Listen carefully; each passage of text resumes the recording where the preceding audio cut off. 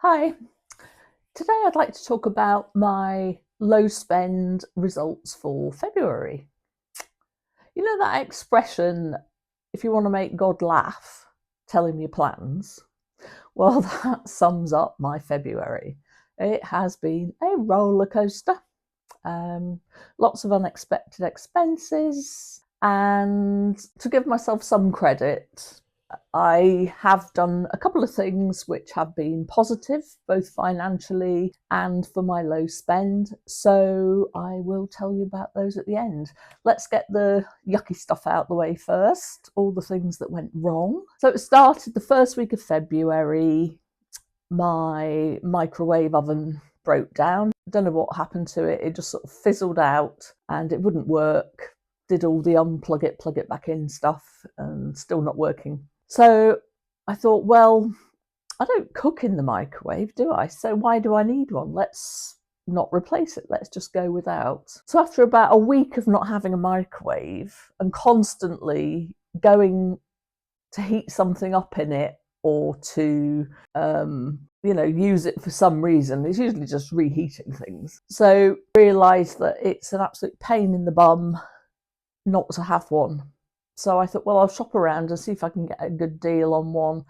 I found one in a sale in Sainsbury's, big UK supermarket, if you're not from the UK.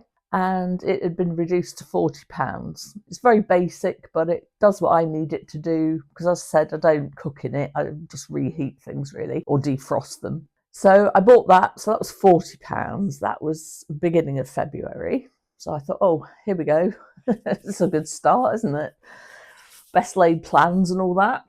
And then I'm going to get the right piece of paper so I remember what I'm doing here. Yes, after that, it was about 2 days after the microwave stopped working that I was drying my hair after a shower and my hairdresser sort of went and this little bit of plastic pinged out. I don't know where it came from, out of the front, obviously blown out, and a horrible smell of burning, which freaked me out. So I unplugged it and it was kaput. So another broken item right at the beginning of February. So I thought, oh, right, they're blooming fated this month. So I looked around for another hairdryer and I don't have much hair and I'm getting it cut soon, so it'll be even less. But in the winter, I do like to dry my hair because sitting around with a cold head is no fun. And a quick blast of the hairdryer just takes the cold away. So I thought, well, I do really want to replace it, but I don't want to spend a lot of money because we've already had the debacle with the microwave. So I ended up just buying a little travel hairdryer that folds in half, but it's actually got the same wattage as, the bigger home use hair dryers. So it's perfectly good for my hair. In the summer, I don't tend to dry my hair with a hairdryer anyway because it's so short. But it's good enough to use over the winter when I just don't want to be cold.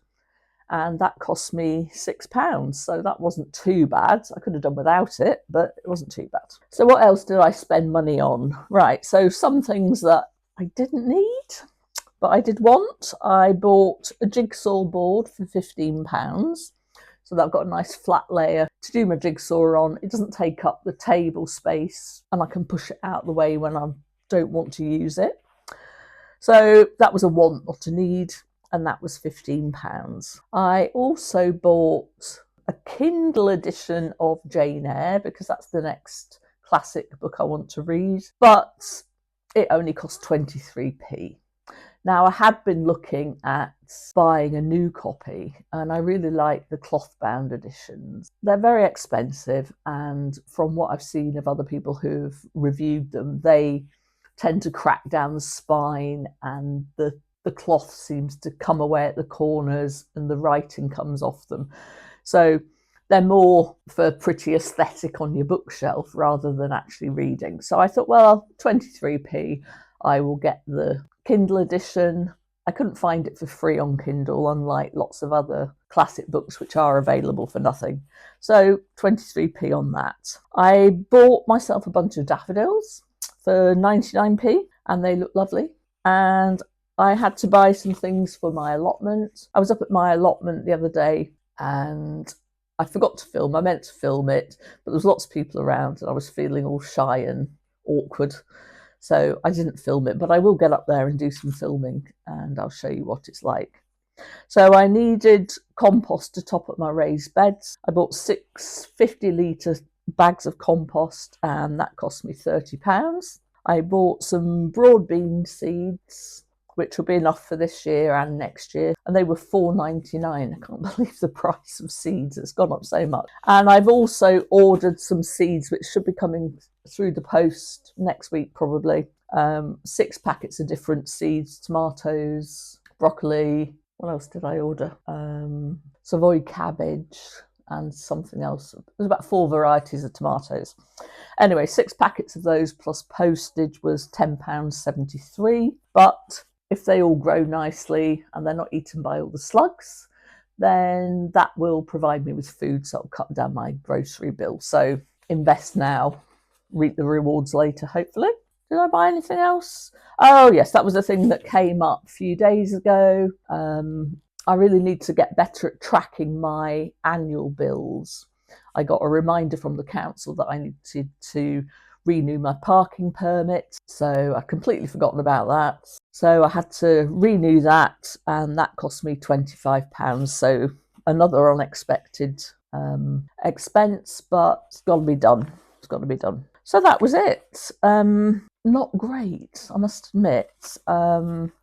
And towards the sort of middle to end of February, it's the 1st of March now, by the way, the middle to end of February, I was getting a bit fed up with it, I've got to admit. I'd gone into February thinking, oh, great, it's a short month. I've got my plan that I sort of came up with in January, and I thought, right, 4 weeks, I can do this, do a really good job.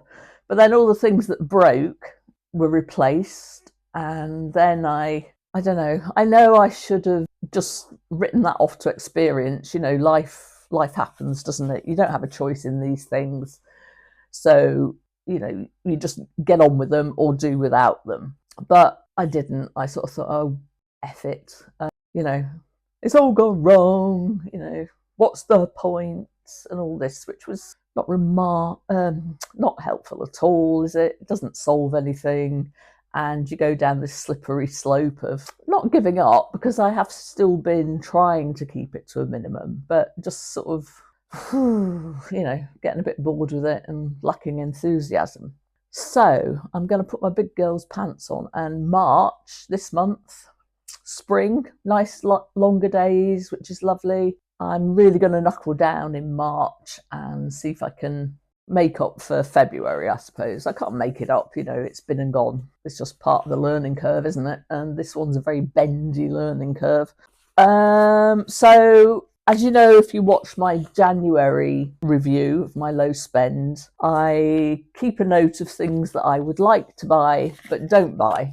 And I keep them in a little notebook, but the pages fall out of that because it wasn't very well made. So I will just have a quick run through of what I thought, oh, I'd like that. That would be nice. But being a good girl that I am sometimes, I didn't buy them. So that's very good. So these are the positives. Positive things I wanted, but I didn't buy. A Wallace and Gromit mug, because I think Wallace and Gromit are very cute. I love their little cartoons. And that was £12.99, which is an awful lot for a mug, isn't it? A candle. Jane Eyre Penguin cloth bound edition, which I mentioned earlier. I bought the 23p Kindle edition rather than the £18.99 cloth bound one. An insulated water bottle, because obviously the one that I've got isn't enough, apparently.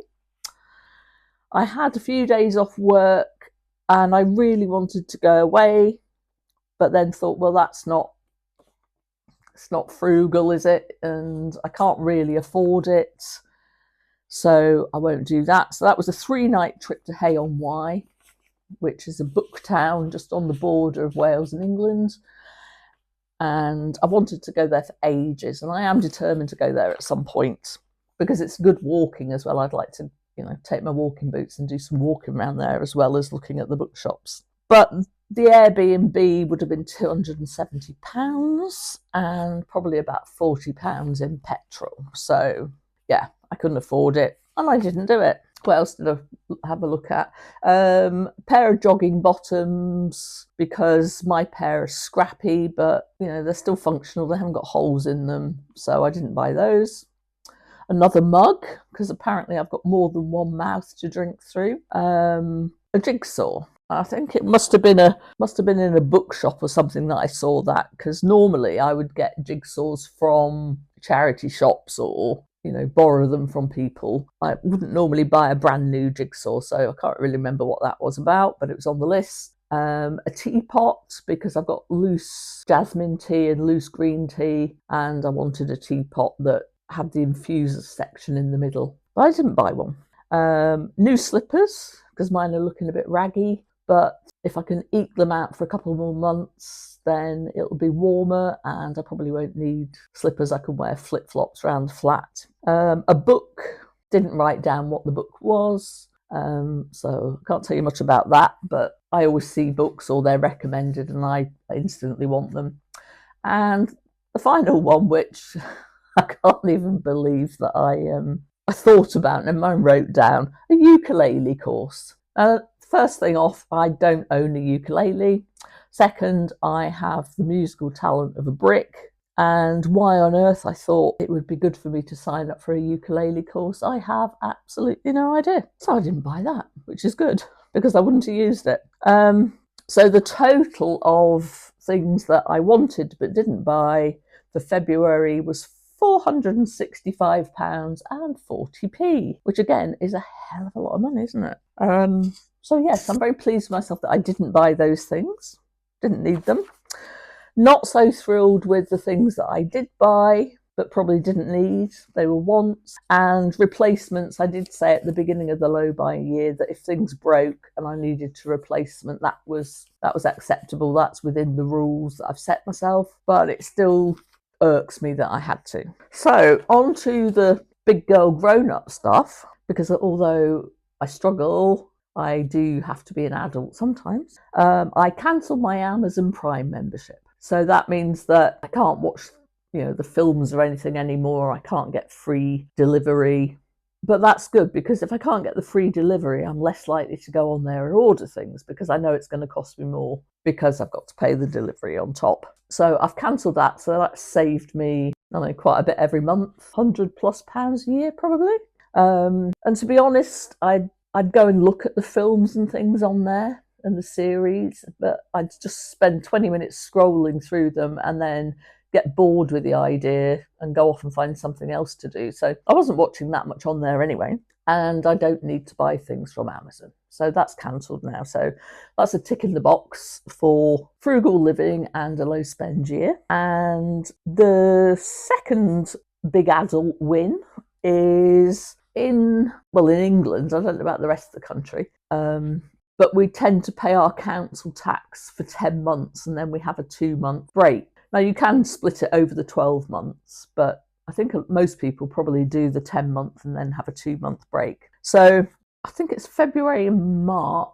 Yeah, February and March. We don't pay council. Well, I don't pay council tax for those 2 months. And then in April, you'll get your new bill, which every year it goes up. So I'm dreading to think what it'll be this year, probably 5 or 6% increase. So I put the money that I would have spent on my council tax for the 2 months in my ISA. Now, I don't have very much money in my ISA because I don't have very much money spare, if any, at the end of each month. And in fact, in February, I used up my allocated money before the end of the month. So I didn't do very well all round really in February, I'm ashamed to say. But I did put this council tax money into my ISA. So I'm very pleased with that. That means that I haven't spent it on rubbish and things that I didn't need. I've actually put it into savings. So yeah, I think that was a good thing to do with it. It was a sensible thing to do with it, and I'm pleased that I've done it. So yeah, February, not good. I've learned a few things. I have to catch myself if I feel like I'm going down the slippery slope of feeling like I want to give up because it's difficult, and then not getting back onto the low spend straight away. So if I have a blip, I need to just regroup really quickly and think, It's okay. That's how you learn. I'm human. It's bound to happen. But I don't have to continue it for the rest of the month. You know, the month is not written off because I've had one blip. So I'll take that through into March.